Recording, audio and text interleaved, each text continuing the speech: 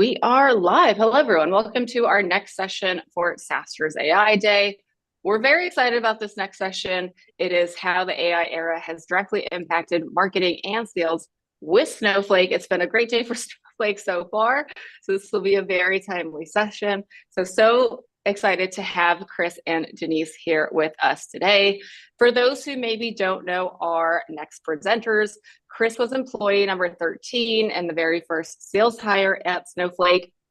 He recently retired as CRO, so he now advises Snowflake and is on the board for about 8 or so companies, many of them AI startups, which he can talk about too. And after taking 3 other startups public, wow, Denise joined Snowflake as employee number 120 back in 2016, and she is still actively the CMO. She's also spoken at SaaStr before, so we're so great to have her back in the mix and bring Chris so they can do a bit of sales and marketing. Together, they have solidified the data cloud market category, which has resulted in many great things for Snowflake, including the largest software IPO in the history of Wall Street in 2020. And then for those who, I'm going to flip one slide up, because for those who want to know more, Denise and Chris are going to cover a lot. They've got a lot of great learnings they're going to share today about getting into the IPO with sales and marketing, and also how AI has impacted all that. So a lot of great learnings they're going to cover today. But for things they don't cover, for things you want to know more on, they just released Make It Snow. So this is the book to read, recommended to all of you here today. It captures all the lessons, the near misses, and stories in the book. It's available everywhere, but we're super grateful to have them here today to do a deep dive on how all this is impacted in the AI area and the go-to-market lessons you can apply. So without further ado, we'll also do Q&A at the end. So drop your questions in the chat and I'll help moderate questions with Chris and Denise. But with that, Chris and Denise, thanks for joining us. Super excited to be here with the SaaStr community today. It's always fun to be on the event. And likewise, thanks for having us.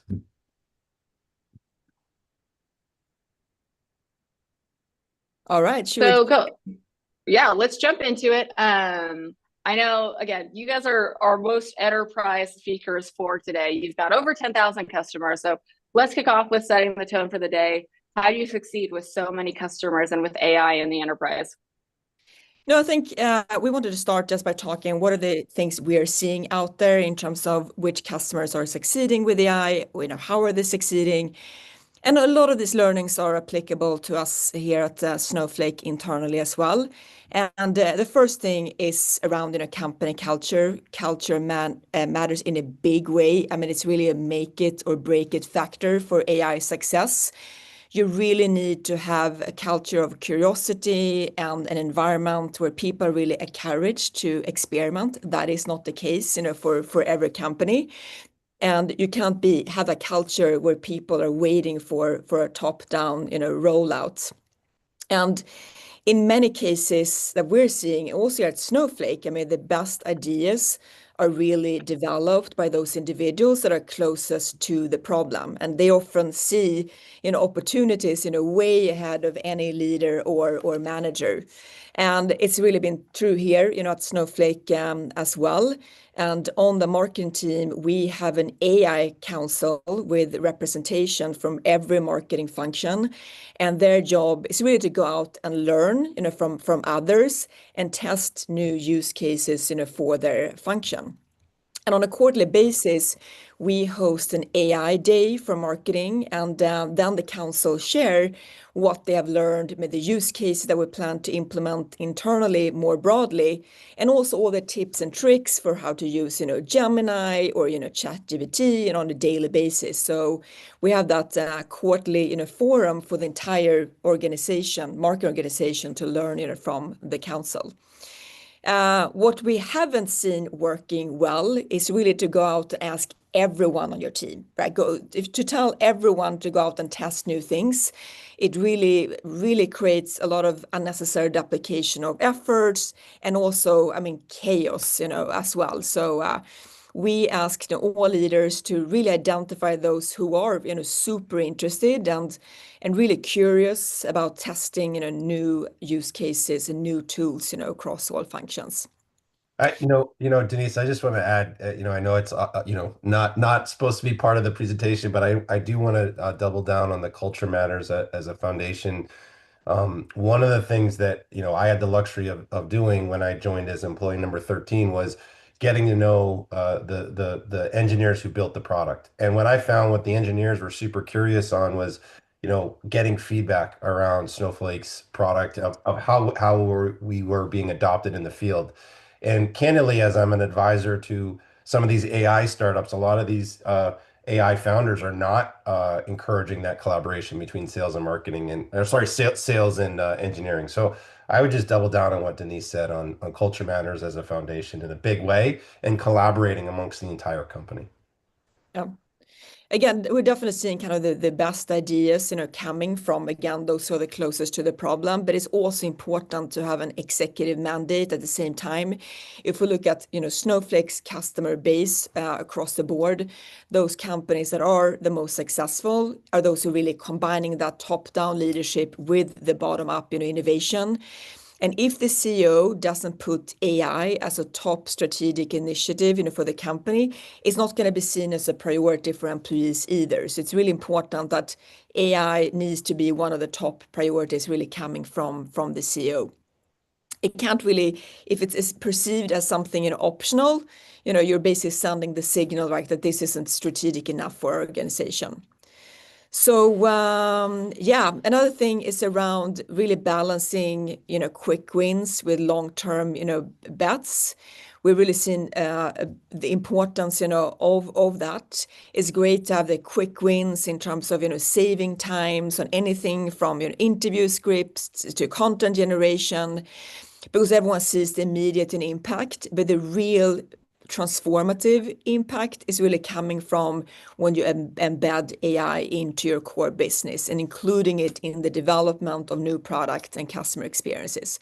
And those are the initiatives that really needs to be run, from a top-down perspective. And another also important thing is really around looking at business outcomes before, trying new tech. It's so important to fall in love with the latest, shiny, toy out there. But if it's not really going to tie into a true outcome, for the business, it's going to be, a waste of time, as well.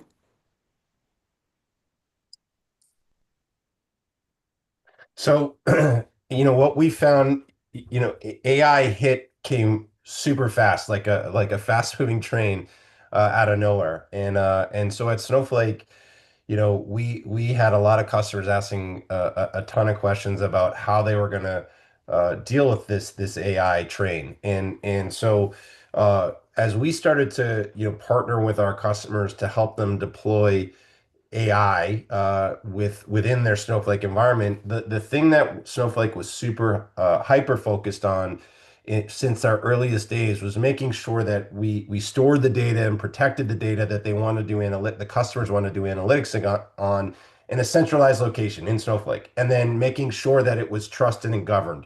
And I think that's key to this day of customers are, especially large enterprises, are super nervous about sending their data out to random AI tools out there because they don't want personal identifiable information, PCI data, to make it out to these AI tools that then can get published to who knows who. And so a lot of what we had the conversations from the earliest days is making sure that you had a data foundation that was ready for AI. And so really to this day, Snowflake is partnering with all of their customers, 10,000 plus customers, on making sure that there is this solid foundation of a secure, organized data set that is really ready for the enterprise to then take advantage of AI. So, we've talked about it before and I've said it before, but AI is only as good as the data that it gets. And so, a lot of times customers in the large enterprise, Snowflake enables any large language model that the customer wants to use to get access to the data, but the customer has to approve those large language models. And so, if an end user, within a large enterprise decides to bring in a non-compliant LLM, Snowflake will lock that down and not let them do that, and that's really by design. And so what's super important is that the data that the customers are getting is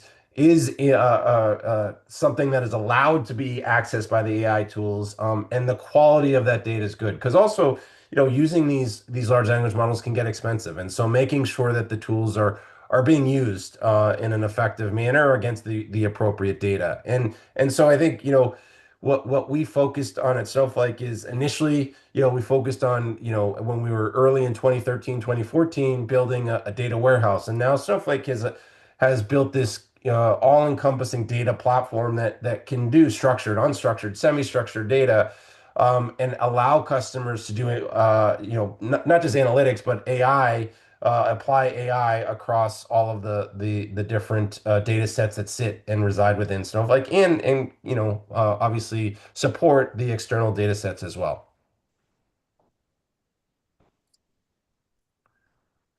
All right, so let's talk a little bit about the use cases that we use AI for on the marketing organization. And again, we also have, larger cross-departmental initiatives that are implemented across marketing, but then also we have the kind of bottoms-up initiatives that are more marketing use case, specific. And on a daily basis now, 90% of our marketing organization are using AI on a daily basis. We have about 450, marketers on the Snowflake team, around the world. And we have seen, in the range of 90%, time savings for a lot of different tasks that we've been able to use, AI for instead. Two of our bigger projects that we've implemented include two agentic models that are specifically built, for marketing. And one is a campaign agent that is helping us run all our campaigns. It doesn't automate every step of our campaign process yet, but it really provides real-time ROI data on every single campaign we have running, and it's helping us in real time to optimize all our channels, especially our digital ad spend that we can really optimize in real time, which has been pretty game changing for us. It saves us a lot of money and have increased the ROI of our ad spend significantly. It also helps us with all our customer and prospect segmentation as well. In addition, also we have built a Compete agent, and it's really been developed both for us on the marketing side and the sales team. It really gives us real-time answers on how to position Snowflake in the most effective way in every Compete situation, and it gives all the talking points back to the sales team if they're saying, okay, I'm competing against this company for this use case in this company. The agent will give them the whole talking points back, and that's pretty game changing. And I think many of you here in B2B can relate that it's really, really hard to enable both the marketing organization and the sales organization to compete against every single competitor at every single use case and at every single industry level, for instance. So that agent has been pretty game changing for us. We also use AI for use cases like pipeline forecasting. That's a use case that we have been running for years. And also in B2B, the ability to be able to forecast exactly where your pipeline is going to be 6 months from now, that has been game changing for us. Also, many of you in B2B can relate, right? That you're suddenly in the quarter and you realize, okay, we don't have enough pipeline in, let's say, California this quarter. And from a marketing perspective, it's pretty much too late at that point, right, to do something about that. Every initiative, every program we're implementing now is really all about building pipeline for the quarters coming ahead. So that ability to really see where pipeline is going to be in the next kind of 6 months, that has really allowed us to then completely then reallocate resources, investments to make sure that every territory is in good shape. Also for lead scoring, we're generating millions of leads now on an annual basis.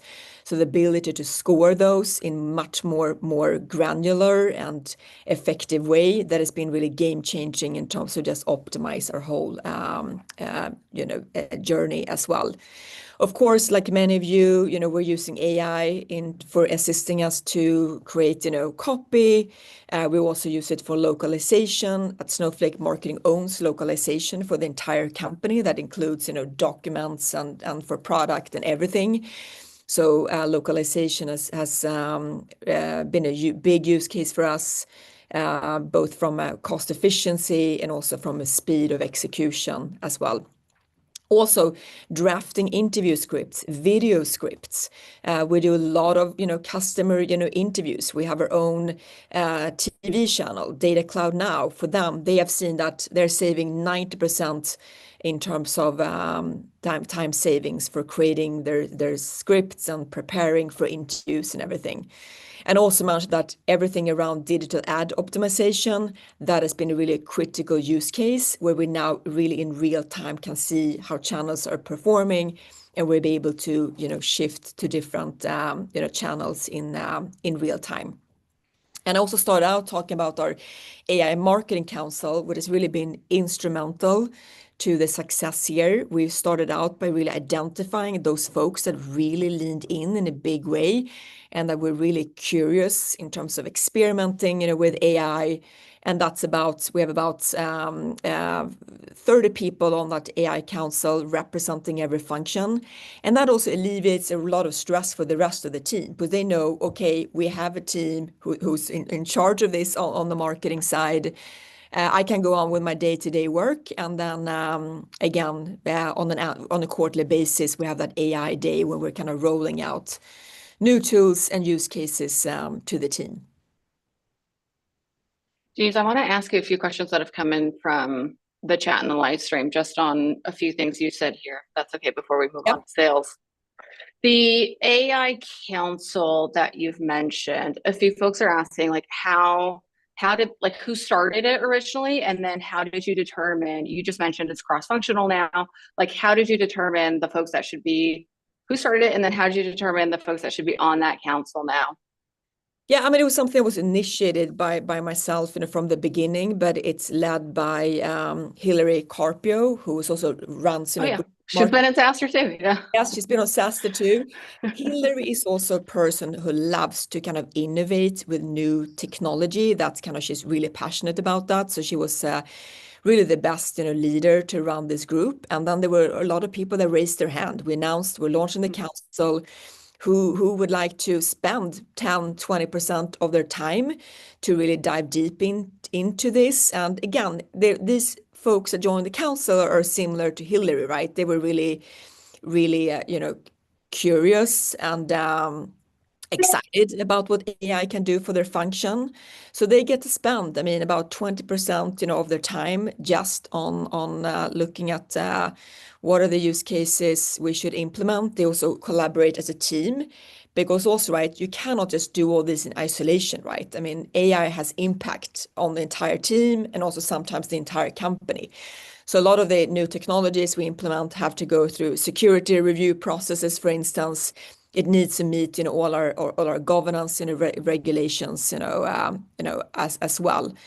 So, but again, most of these people, I would say all of them, they raised their hand, and we send them to different, conferences, right? They're attending events like today. So we also invest in their in learning, right? For them to go out and learn from peers, go to conferences, and then test new things. And related question, does the AI Council also own all of the AI budget, or do they just have a say in how, like, the budgeting and tools that are used? Yeah, the good thing is that some of these tools and use cases are for free in some cases, right? Yep. Cases too. So it's not always that there is a cost, tied to it, but the budgets is within the different departments. So let's say if there's an application for the creative team, that budget is most likely in that team. So it would be, yeah. Got it. Makes sense. And then another question on these slides would be for the agentic models that you mentioned. So you guys have two. One that is able to chat and with your marketing team more so, and report on campaigns. So you mentioned ad spend, you mentioned copy. Is that a proprietary model that you guys have set up, or did you use any third-party tools to help you set that up at Snowflake? Yeah, that's a great question. These are proprietary models based, using Snowflake, Cortex, and then we're using various large language models to build these agents. That could be, it could be Anthropic, it could be, OpenAI, and other models, as well. But we're of course a little bit unique situation that we are a data and AI company ourselves. But for that reason as well, we need to push the limits more because a lot of these use cases that we're developing, we're also taking them to our customers as well. But these models are developed by we have our own intelligence team, here at Snowflake. And it's a shared team between all our go-to-market, functions. A year ago, we all had our own intelligence and data teams, right? We had one within sales, there was one in marketing, everyone has their own. But also we saw that there were some duplication of work there as well. There were some specific competencies that we wanted to be able to use across the board. So this team is now a shared team across all of GTM, and they're really focused on helping us develop different, agents, for instance, for different department, use cases. But these two are specific to marketing, and Chris is going to share as well what we have on the sales side later. Yep. No, that makes a lot of sense to consolidate, not to duplicate efforts. Yeah, and again, makes total. I have to add, I haven't looked at the dashboard in a couple of months now. I don't think I ever want to see your dashboard again. The ability to just go in and interrogate your data. I can now get answers to things that I often had to Slack someone. Hey, can you look into Sure. why did this happen, right? Or can you share this data with me? And now I can just go in and ask absolutely any question of all our data and get, answers, back. So it's very much like ChatGPT, but for all Yep. your internal information. And we actually this product, right, that is a Snowflake product, Yes. is coming out in GA in November. So there will be a big announcement on November 4th, and anyone who's using Snowflake is going to be able to use this agent for their use cases as well. Okay. Yeah, I think it's great. You guys were your own first users, right? Of okay, we'll build it for ourselves, and then if it works and it's safe, we'll roll it out to other folks. We're always customer zero, right, on this, and exactly. Yeah. Yeah, there's a related question in the chat for that science team you mentioned that's now consolidated, that's building these in-house models. A question from David in the chat is, can you share a little bit more about the composition of that team? Is it mostly product? Is it more AI technical people? Do you also still have salespeople on it to be more forward deployed? Can you share a little bit more about that? Yeah, again, this team is run by Anita Tasvi, who's our chief data officer, at Snowflake, and there are no marketers or anyone from the sales team. They have people sort of assigned to work with us to truly understand, right, what are the business problems we're having, right? They need to really they're embedded in our organization. They don't report to us. So I hope that answers the questions. They actually worked within our teams before, right? So they know the individuals on the team. They have been living, right? The day-to-day work, we do here, both on the marketing and sales side, but they are now centralized under one team. They're mostly coming from a BI background or data scientists. So it's a combination of data scientists and also product folks, not Snowflake product managers, but product folks from their developing data and AI applications, right? That we use internally. So it's product, data scientists, and analysts. Yeah, to Denise's point, we used to have a very siloed type of data teams within each group, and when Sridhar came in, one of the things he brought in was Anahita as the chief data officer, and we took any kind of data analyst or business intelligence people that were on my team and moved that into this centralized team. And Anahita's job was still to support Denise and I from a business standpoint, but really we consolidated those Yep. resources, so there was not any siloed applications and stuff like that, which was really helpful as we scaled out the organization. Yep. A related question that will take us straight into the sales use cases as well, which we'll get into next.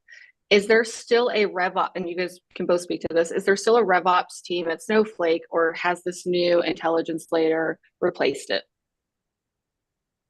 Yeah, I mean, yes, there is a RevOps team. There's still a ton of work for them to do. But the intelligence team is kind of there to support the RevOps team. So think of the RevOps team as the business stakeholders, the people coming to the data office saying, I need these things. And then they collaborate with the data office to make sure, and this intelligence team, they collaborate with the teams to do that. So I think that's all really been helpful. Because again, anything that Snowflake deployed in sales was deployed in marketing, and marketing and sales were looking at the same data that maybe the CFO was looking at as well. Okay, so as Snowflake started to scale out our organization even more, and I'll give Sridhar Ramaswamy, Snowflake CEO, a ton of credit on helping us, pay attention to what's important from the pre-sales engineering team. We used to call them sales engineers, and they're now called solution engineers. And one of the things that we did was, Sridhar asked a good question. How do you know if your sales engineers are good? And so we which I couldn't really directly answer when he first asked me that question. And so one of the things we focused on was certifying every single sales engineer or solutions engineer, all the way up to the person running the organization. So it wasn't just like the individual contributors in the, running on all the sales calls. It was every senior leader, fourth line leaders and below had to actually get certified. And that was really important. That was an important first step on building out the organization and the technical credibility of the solution engineering team. Um, and then as we started to do that and we certified, there were some people that excelled at that certification, others that realized, oh, geez, I need to, up my skills, and we obviously helped them do that. I think one of the cool things is now we have a really technical pre-sales our solutions engineering team.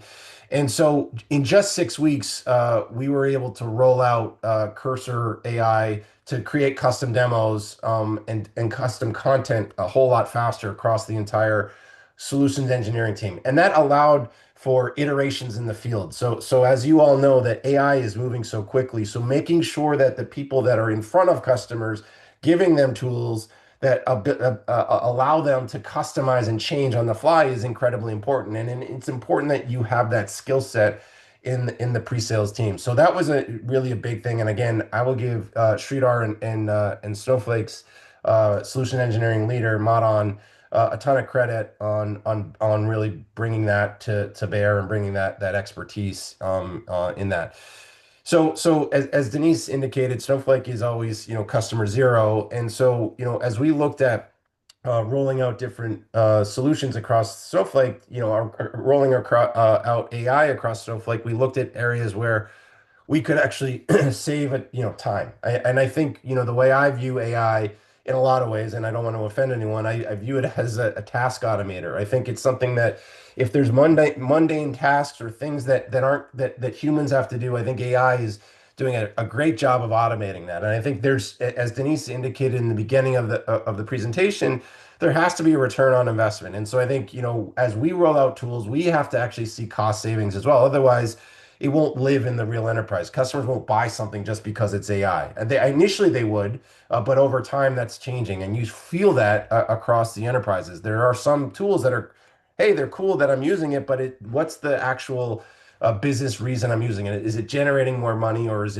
saving me more money? Those are the two things that ultimately we feel we're seeing in the enterprise, and that's important for everyone to kind of recognize. So, as we rolled out, our, our AI tools across our global support team, we saw 418 hours per week saved. That's a big deal. I mean, that's a huge deal.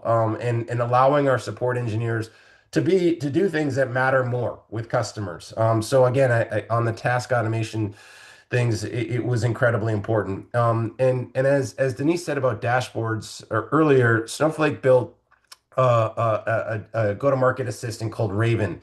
And if you go talk to any sales leader, you talk to anyone that interfaces with a customer at Snowflake, they literally can go to Raven and ask questions of Raven of like, hey, I'm going to see XYZ customer.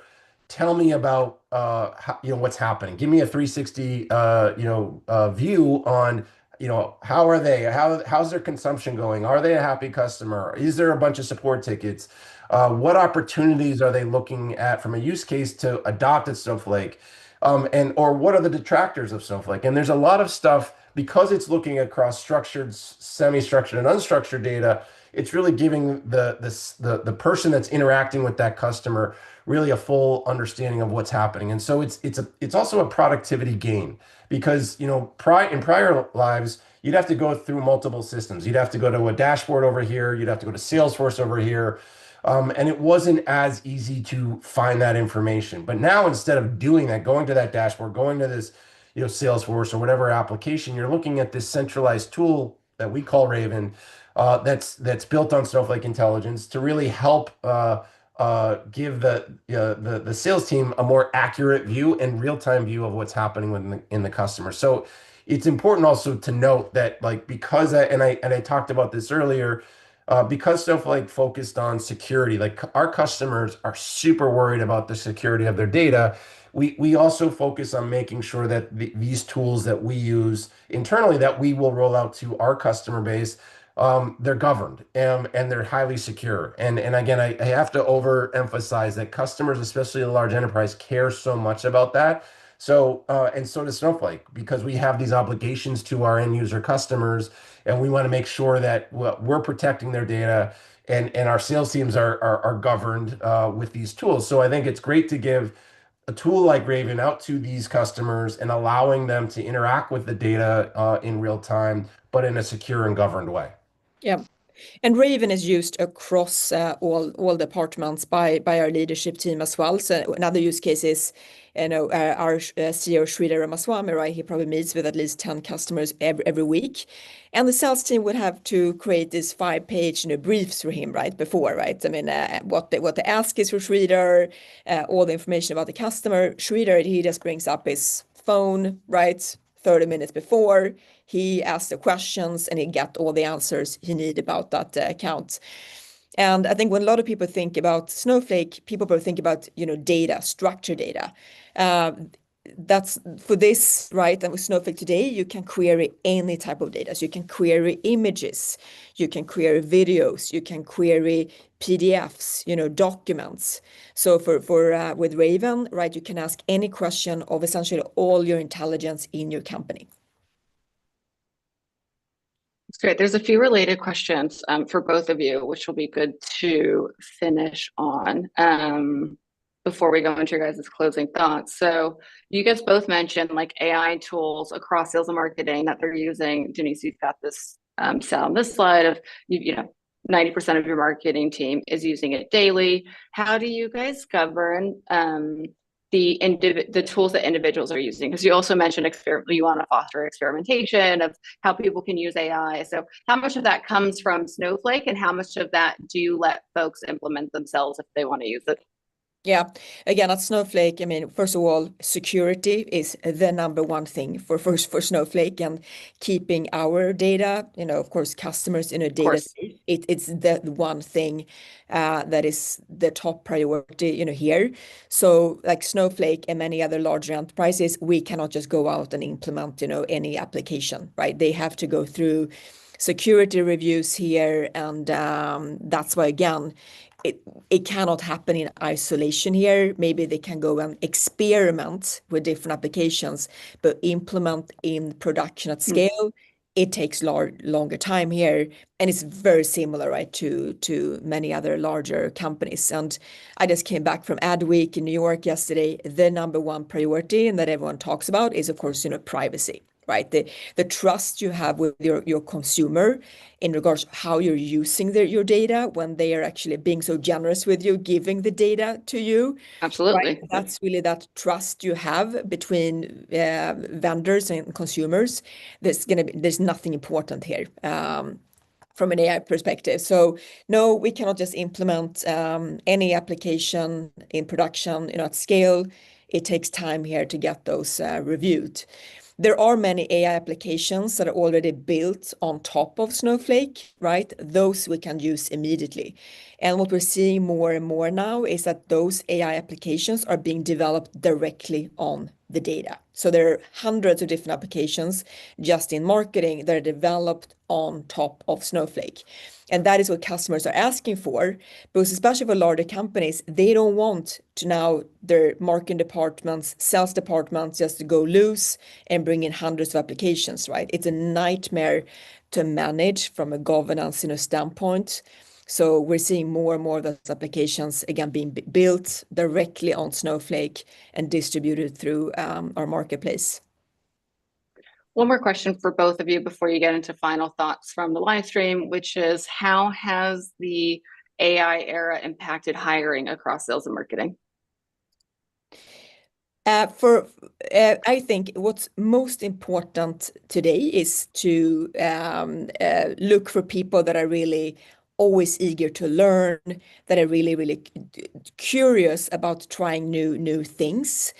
If we have learned something over the last couple of years, not just during all the changes we had to go through COVID, but also now with AI, adaptability is a superpower of business today. You need to be able to adapt fast. You need to embrace, change.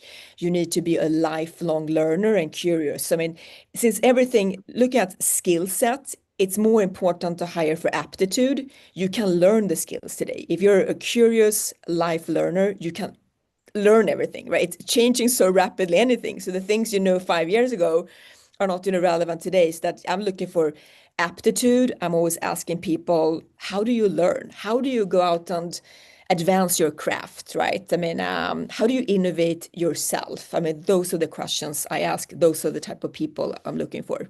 And I would just add that, I'm now officially an advisor to different companies now, and I advise a lot of AI companies. And what I'll tell you is that there's a ton of, especially the younger people, they're super interested in working in companies that are AI relevant. And I think, like, of the folks that used to work for me at Snowflake, they're all Snowflake is a really AI centric focused place. They're able to hire, wonderful talent. And I think that's important. And I think, I'm advising another small company called Factory.ai, and Factory, they just hired a head of sales, and the same thing. He thought, he came from another company called Mongo, and he thought it would be hard to hire at early phase, and he's like, I have no shortage of people who want to come work at an AI relevant company. So I think it depends on how you market your company. I think Denise obviously has done a wonderful job